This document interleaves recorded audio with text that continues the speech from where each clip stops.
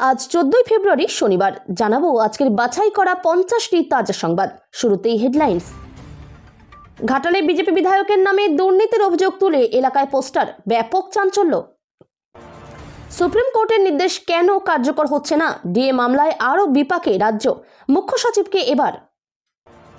মৃত বা ভুয়ো বলে নাম বাদ যাদের, ভোটের দিন তারাও ভোট দিতে পারবেন, সুপ্রিম কোর্টের জেরে বড় পদক্ষেপ কমিশনের। ডেডলাইনের আগে রাজ্যের শেষ এসআইআর শুনানি প্রক্রিয়া, নথি যাচাই হলো 1,23,00,000 ভোটারের। বাংলার এসআইআর নিয়ে ভয়ঙ্কর অভিযোগ, নথি হিসেবে যা আপলোড হয়েছে তাতে আটকে উঠছে কমিশন, ডকুমেন্টে ভুল থাকলে কি ফের। ময়নার বিধায়ক অশোক দিন্দাকে জেতানো নেতা কেন দল ছাড়লেন, নেপথ্যে চাঞ্চল্যকর ঘটনা। অনিন্দিতার পোস্টে ঝড়, আপনার মতো কোনো পুরুষের সঙ্গে আপনারই কন্যা প্রেম করছে। আমাকে মারতে বিহারের সুপারি কিলার ডাকছে পুলিশ, বিস্ফোরক হুমায়ুন কবির, তোলপাড় বাংলা। 1500 টাকার বেকার ভাতা, কারা পাবেন কারা বাদ, যুবসাথী নিয়ে বড় ঘোষণা, জানুন। আমি নিখোঁজ নই, তৃণমূলের মিছিলের আগে সোজা থানায় ছুটলেন বিজেপি বিধায়ক। 58 লক্ষের পরে আরও 6,25,000 নাম বাদ ভোটার তালিকা থেকে, নথি যাচাইয়ে বাদ যেতে পারে এরপর আরও। খেলার নাম বাবাজি, নির্বাচন কমিশনের নির্দেশ অমান্য, বিকেল 3টের মধ্যেই দিল্লিতে তলব মুখ্য সচিবকে। বাংলার 7 জনের 100-র বেশি বাচ্চা, ভরা রাজ্যসভায় শ্রমিক ভট্টাচার্যের মন্তব্যে হইচই, কাকে বিঁধলেন বিজেপি সাংসদ। তলায় তলায় বিজেপির হয়ে ভোট করান, অনুব্রতকে পরামর্শ সৌমিত্রর, পাগল ছাগল পাল্টা তোপ কেষ্টর। খেলা শুরু বিধানসভা ভোটের আগেই বিজেপির বড় উইকেট ফেলল তৃণমূল। বিজেপির ঝুলিতে টাকার পাহাড়, কংগ্রেস তৃণমূল কত পেল, এডিআর রিপোর্টে ফাঁস বিস্ফোরক তথ্য। পূর্ব মেদিনীপুরে বিজেপি শিবিরে বড়সড় ধস নামিয়ে নির্বাচনী খেলা শুরু করল তৃণমূল। মাধ্যমিক পাশ হলেই মিলবে ভাতা, যুবসাথী প্রকল্পে আবেদন কিভাবে, কোন নথি লাগবে জেনে নিন খুঁটিনাটি। দক্ষিণী নয়া দুর্গ কংগ্রেসের, তেলেঙ্গানায় নির্বাচনে জয় জয়কার হাত শিবিরের, ব্যালটে ভোটে সাফ বিজেপি।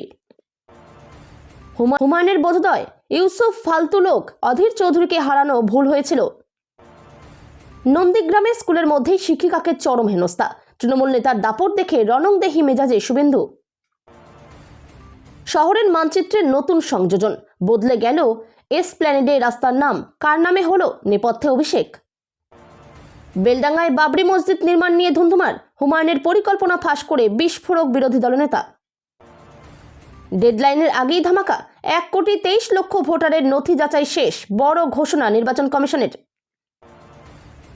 8 দফা থেকে 4, বাংলার ভোটে বড় রদবদলের ইঙ্গিত, শুক্রবার সিইওর সঙ্গে বৈঠক কমিশনের।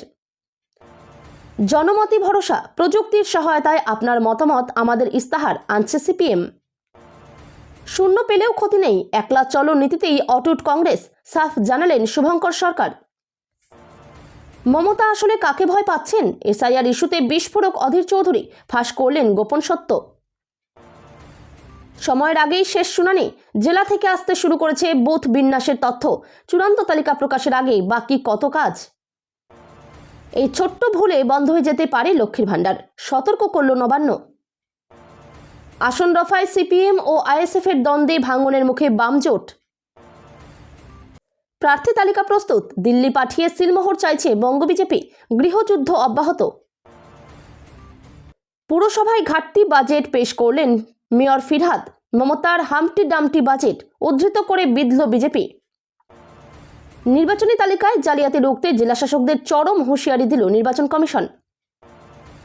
সেক্টর 5-এর বহুতলে বিধ্বংসী অগ্নিকাণ্ডে হুলস্থুল এবং প্রাণ বাঁচাতে হুড়োহুড়ি আইটি কর্মীদের মধ্যে। তৃণমূলকে ভোট না দিলে কি বন্ধ হবে লক্ষ্মীর ভাণ্ডার ও রেশন। সাংসদ ইউসুফ পাঠানের কোটি টাকার অনুদানে সিসিটিভির নজরদারিতে মরবে মুর্শিদাবাদের 4 থানা। হুমায়ুন হলেই বাবরের নামে মসজিদ বানানো যাবে না, মুর্শিদাবাদে দাঁড়িয়ে চরম হুঁশিয়ারি দিলীপ ঘোষের। নির্বাচন কমিশনের জরুরি তলবে দিল্লিতে হাজিরা দিচ্ছেন মুখ্য সচিব নন্দিনী চক্রবর্তী।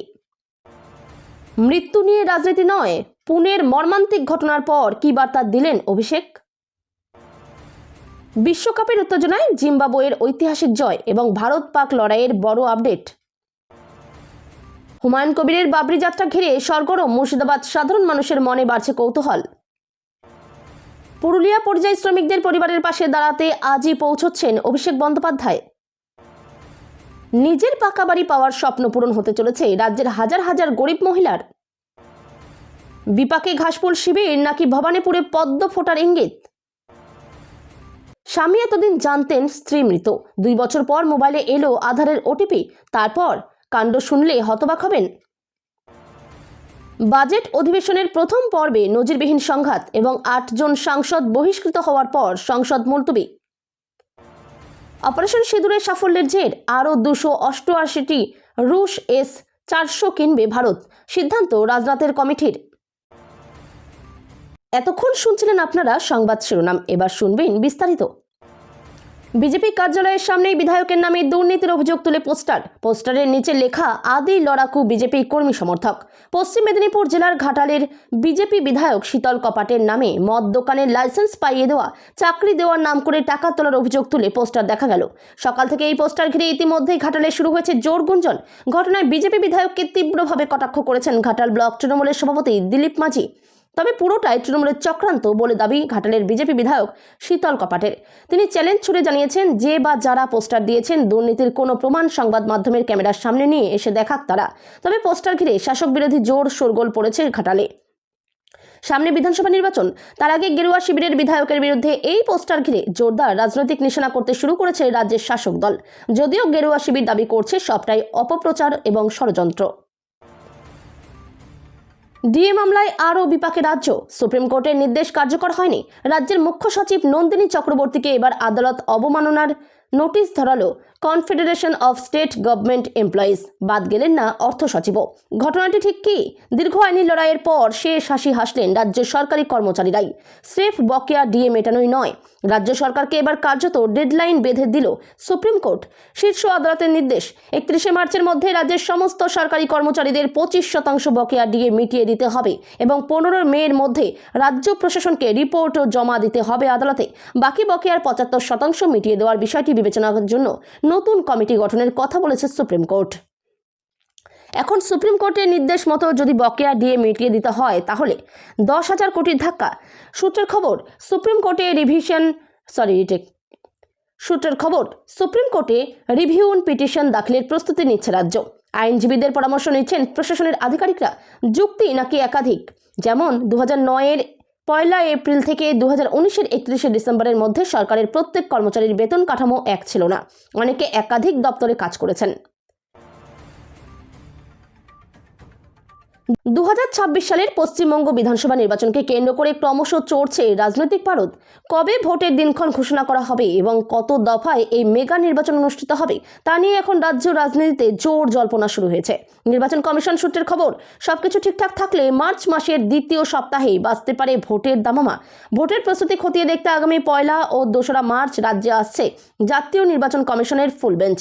এই 2 দিনে রাজ্যের মুখ্য নির্বাচনী আধিকারিক, প্রশাসনিক আধিকারিক এবং রাজনৈতিক দলগুলির প্রতিনিধিদের সঙ্গে গুরুত্বপূর্ণ বৈঠক সারবেন কমিশনের শীর্ষ কর্তারা। জানা যাচ্ছে, দোল উৎসব মিটে যাওয়ার পরপরই সম্ভবত নির্বাচনের নির্ঘণ্ট বা শিডিউল ঘোষণা করে দেওয়া হবে। সবচেয়ে বড় কৌতূহল তৈরি হয়েছে ভোটের দফা নিয়ে। সূত্রের খবর, জাতীয় নির্বাচন কমিশন এবার 4 দফায় রাজ্যে ভোট গ্রহণ সম্পন্ন করতে চাইছে। যদি 4 দফায় ভোট হয় তবে এপ্রিল মাসের মধ্যেই সমগ্র নির্বাচনী প্রক্রিয়া শেষ করে ফেলার পরিকল্পনা রয়েছে কমিশনের। নির্ধারিত সময়সীমার আগেই রাজ্যে ভোটার তালিকা সংক্রান্ত শুনানি প্রক্রিয়া শেষ হয়েছে। সব জেলার জেলাশাসকদের কাছ থেকে রিপোর্ট পৌঁছে গিয়েছে মুখ্য নির্বাচনী আধিকারিকদের দপ্তরে। কমিশন সূত্রে জানা গিয়েছে, বিপুল সংখ্যক ভোটারের নথি ইতিমধ্যেই যাচাই করা হয়েছে। সূত্রের খবর, মোট 1,51,735 জন ভোটারের ক্ষেত্রে শুনানির নোটিশ জেনারেট করা হয়েছিল। এর মধ্যে 1,23,00,000 ভোটারের নথি ইতিমধ্যেই যাচাই সম্পন্ন হয়েছে। তবে প্রায় 3,55,679 জন ভোটারের কাছে এখনও নোটিশ পৌঁছানো যায়নি বলে জানা গিয়েছে। যাদের কাছে নোটিশ পাঠানো হয়েছিল তাদের সবারই শুনানি প্রক্রিয়া শেষ করা হয়েছে। সব জেলার জেলাশাসক তথা ডিস্ট্রিক্ট ইলেকশন অফিসারদের কাছ থেকে চূড়ান্ত রিপোর্ট মুখ্য নির্বাচনী আধিকারিকদের দপ্তরে জমা পড়েছে। কমিশন সূত্রে দাবি, নির্ধারিত সময়সীমার আগেই শুনানি শেষ হওয়ায় প্রক্রিয়া আরও গতিশীল হয়েছে এবং ভোটার তালিকা তৈরির কাজ নির্ভুলভাবে সম্পন্ন করার চেষ্টা করা হচ্ছে।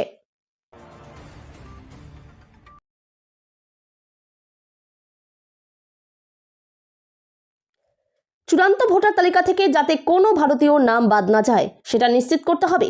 কোনো বিদেশিদের নাম যাতে না থাকে ভোটার তালিকা সেটাও আপনাদের নিশ্চিত করতে হবে। ডকুমেন্টগুলি যেন পর্যাপ্ত স্ক্রুটিনি করা হয় সেটাও নিশ্চিত করতে হবে। জেলা শাসকদের বৈঠকে বললেন মুখ্য নির্বাচন কমিশনার বলেই কমিশন সূত্রে খবর। আপনারা ভাববেন না যে আপনারা পালিয়ে যেতে পারবেন। আজ না হোক আগামী 2 বছর বাদেও কমিশন পদক্ষেপ করতে পারবে। বিভিন্ন জেলা শাসক তথা ডিস্ট্রিক্ট ইলেকশন অফিসারদের সতর্ক করে এমন বার্তাই জাতীয় নির্বাচন কমিশন দিল বলে কমিশন সূত্রে খবর। অনেক জায়গা থেকেই ভুল ডকুমেন্ট আপলোড করা হচ্ছে। ডকুমেন্ট হিসেবে কোথাও সংবাদপত্র আপলোড করে দেওয়া হয়েছে। পাসপোর্ট আপলোড করার কথা বলা হলেও পাসপোর্টের জায়গায় ব্ল্যাঙ্ক পেপার আপলোড করে দেওয়া হচ্ছে। উত্তর 24 পরগনায় 2 জেলার জেলাশাসককে উদ্দেশ্য করে ভুল ডকুমেন্টগুলি দেখে বিশেষভাবে সতর্ক করলেন এই দিনের বৈঠকে জাতীয় নির্বাচন কমিশনের ফুল বেঞ্চ বলে কমিশন সূত্রে খবর। আদিবাসী অধ্যুষিত এলাকায় স্থানীয়ভাবে জেলাশাসকরা খতিয়ে দেখে প্রয়োজনীয় রিপোর্ট মুখ্য নির্বাচনী আধিকারিককে দেবেন। বিধানসভা নির্বাচনের প্রাক্কালে পূর্ব মেদিনীপুরের ময়না বিধানসভা কেন্দ্রে জোর ধাক্কা খেল বিজেপি। কারণ তৃণমূল কংগ্রেসে যোগ দিলেন ময়নার প্রভাবশালী বিজেপি নেতা চন্দন মণ্ডল। আজ শুক্রবার কলকাতার তৃণমূল ভবনে এসে মন্ত্রী চন্দ্রিমা ভট্টাচার্য, দলের রাজ্য সাধারণ সম্পাদক কুণাল ঘোষ এবং তমলুক সাংগঠনিক এলাকার নেতা সুজিত রায়ের হাত থেকে দলীয় পতাকা নিলেন তিনি। এটা সবাই দেখেছেন, কিন্তু কেন ছাড়লেন এই বিজেপি নেতা? এই প্রশ্নের উত্তর অনেকেরই অজানা। এবার সেটাই সামনে চলে এলো, যদিও এই কথা নিজে জানাননি চন্দন মণ্ডল। এদিকে এই চন্দন মণ্ডল 2021 সালের বিধানসভা নির্বাচনে অশোক দিন্দাকে জেতাতে মরিয়া লড়াই করেছিলেন, কিন্তু অশোক দিন্দা জেতার পর থেকে বিরোধী দলনেতা শুভেন্দু অধিকারীর সঙ্গে যোগাযোগ রেখে চলছিলেন, আর পাত্তা দিচ্ছিলেন না চন্দন মণ্ডলকে। এখন বিধানসভা নির্বাচন দুয়ারি করা নাড়ছে, তখন শুভেন্দু অধিকারীকে দিয়ে অশোক দিন্দা ম্যানেজ করতে চেয়েছিলেন চন্দন মণ্ডলকে। তবে মাঝের সময় দূরত্ব তৈরি হয় অশোক এবং চন্দনের মধ্যে। চন্দনবাবু 2021 সালের পর থেকেই চরম বিরোধী হয়ে যান অশোক দিন্দার। কিন্তু এখন হালে পানি না পেয়ে অশোক দিন্দা ফিরে পেতে চেয়েছিলেন চন্দন মণ্ডলকে বলে সূত্রের খবর।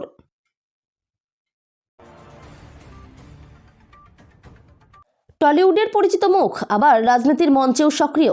হিরণ চট্টোপাধ্যায়কে ঘিরে বিতর্ক যেন দিন দিন আরও ঘনীভূত হচ্ছে। দ্বিতীয় বিয়ের খবর প্রকাশ্যে আসার পর থেকেই ব্যক্তিগত জীবন একেবারে জনসমক্ষে উঠে এসেছে। অভিযোগ পাল্টা অভিযোগ, আইনি লড়াই, সব মিলিয়ে ঘটনা প্রবাহ এখন আর শুধু পারিবারিক নয়, প্রকাশ্য আলোচনার বিষয়। হিরণের প্রথম স্ত্রী অনিন্দিতা চট্টোপাধ্যায়ের দাবি, তাকে আইনগতভাবে ডিভোর্স না দিয়েই অভিনেতা পুনরায় বিয়ে করেছেন। তার অভিযোগ, এটি হিন্দু ম্যারেজ অ্যাক্ট অনুযায়ী শাস্তিযোগ্য অপরাধ। সেই অভিযোগ নিয়েই তিনি আইনের দ্বারস্থ হন।